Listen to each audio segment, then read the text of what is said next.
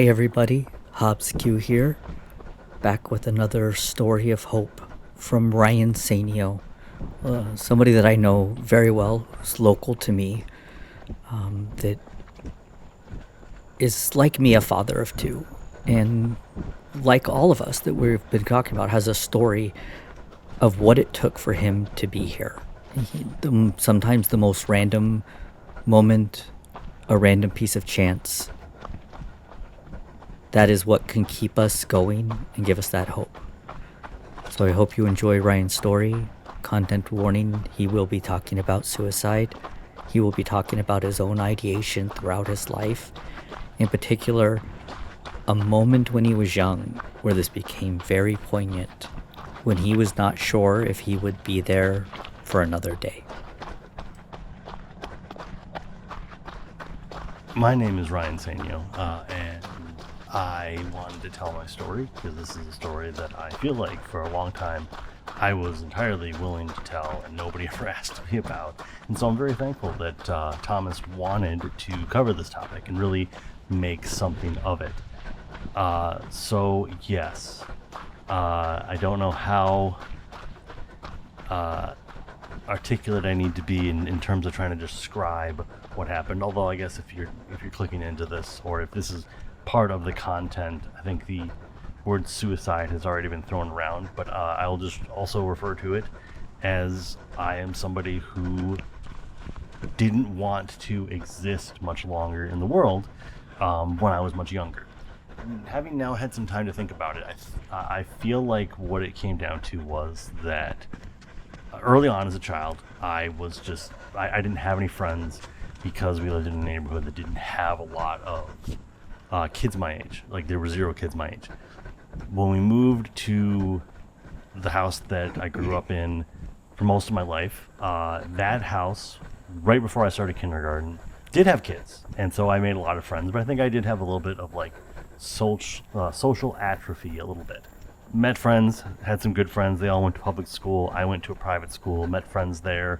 In terms of really sort of making a connection. I want to say it was around 4th or 5th grade when I really made a strong group of friends.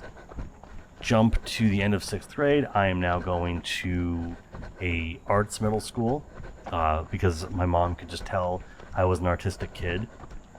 And so I had to start all the way over again. I didn't know anybody at this school.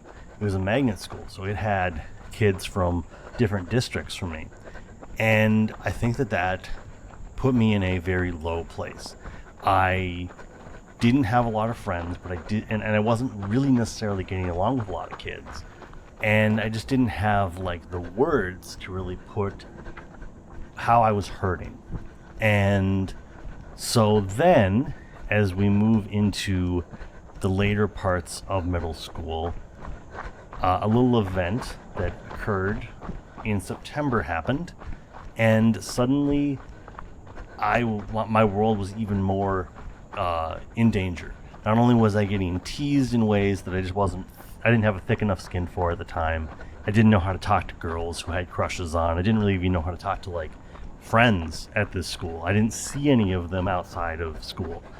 And so my world gets smaller. My world seems less protected. And I'm alone. And there was just a day in February of 2002. I think it was February. I feel like it was pretty certainly February, like the end of February, where I just looked at a calendar and I said, March 10th, that will be it. I'll nail in the coffin. I have nothing to kind of live for, but I'm going to think things over. That'll be the day. I had a plan that would not have worked out in any way, shape, or form. It would not have worked out. And I got this date in the back of my head, and somewhere along the way, I want to say that was 2 weeks out. So obviously that was like the tail end of February. Maybe a week later, I'm sitting in math class, and this girl across from me, who had never really spoken to me before, said, Ryan, you know what I want? And I'll be honest, in the moment I thought, she's not talking to me. Nobody talks to me. Why would she be talking to me?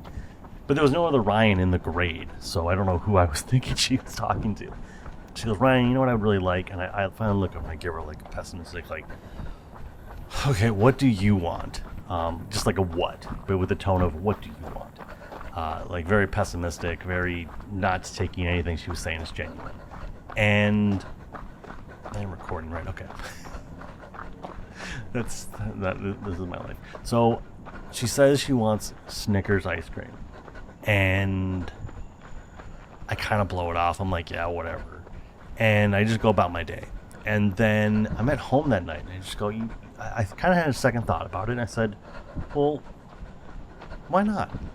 So I asked my parents, can we get Snickers ice cream? And we go to a grocery store nearby, and all they have is Snickers ice cream bars, not the actual ice cream.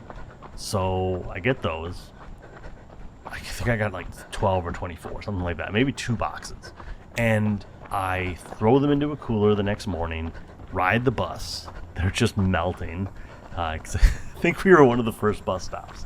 So, and we were a magnet school, so we had to drop other kids off at their school, then go to my school. So, you know, I've just had this melting pile of Snickers ice cream bars. And I walk up to her by her locker, and I just open it up, and I'm like, there you go. And the joy coming from her face snapped me out of it. It's so stupid. That's how shallow the depression was that it could be just overturned by doing a good deed. But in that moment, I had this like self-actualization, self-realization that like, I might not be happy, but what if I could make other people happy? Would that be worth it? And so I didn't do it. Obviously I'm here. And that was over 20 years ago, as weird as that is to think about. And I just think about how silly, in retrospect, that was. I did have a scare in 2014. It was not real, or not real, but it was not extensive.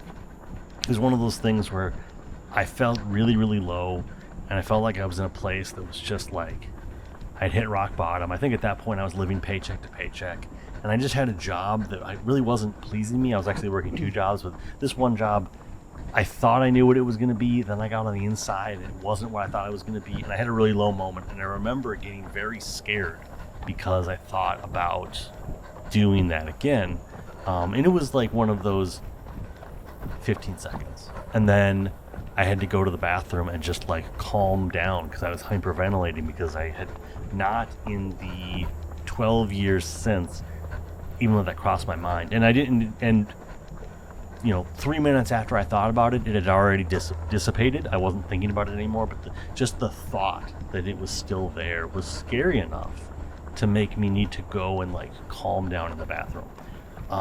Yeah, looking back on it now, I don't think I had met my wife at that point yet, but even just thinking back on it, just realizing like all the things I would have missed out on. You know, shallow things like Lost, or really getting, well, I hadn't even started playing Magic the Gathering yet, so I would have missed out on all the Magic the Gathering that happened from Onslaught Block forward. But you know, just 2 kids, watching my sister graduate from high school, getting married, buying a house, having kids, all these things, you know, getting to say goodbye to 2 of my grandparents. Like all these things just would not have happened if I had just decided to do that. And I'm thrilled that ice cream turned it around, but it is legitimately one of those things where it's hard to even like articulate to somebody who's down just how much can be gained if you just don't give up. And it sounds so cliche and it sounds so dumb to some extent, because in that moment you don't really care. You're not worried about what your life is going to look like in 20 years, because your life sucks now. Because you're a teenager, your life sucks now, or you're 35 and your life sucks now. There's that entire spectrum. It's hard to, in those dark moments, it's hard to think about what you would be leaving your family with. It's hard to think about the family that just won't exist if you do this. Because also you're kind of in that mindset of like, nobody cares about me, so why would I meet someone to marry and have kids with? Because I'm not even worthy of living. So yeah, it's a dark place, and I wish that, I hope that my story can in some way be helpful. I don't know if it will be, but yeah, that's just it. It's those dark moments on a random Tuesday that you don't expect, and it's those brilliant moments on a random Thursday that save your life. And I don't eat enough Snickers ice cream, but I did tell the person. We've since talked about it. In the last year, I talked to that person because I wrote an article about this as well, almost 10 years ago now. But I wrote about it, and they eventually saw it because I posted it in a place where they would see it. I didn't want them to see it, but it was in a place where they would see it. And so we've since talked about it and just sort of like really kind of come to grips with that. I've gone for a very long time. Cut this down as much as you need to. Maybe just put the poignant moments. But yeah, thank you for your time. And yeah, you're doing great. Don't give up.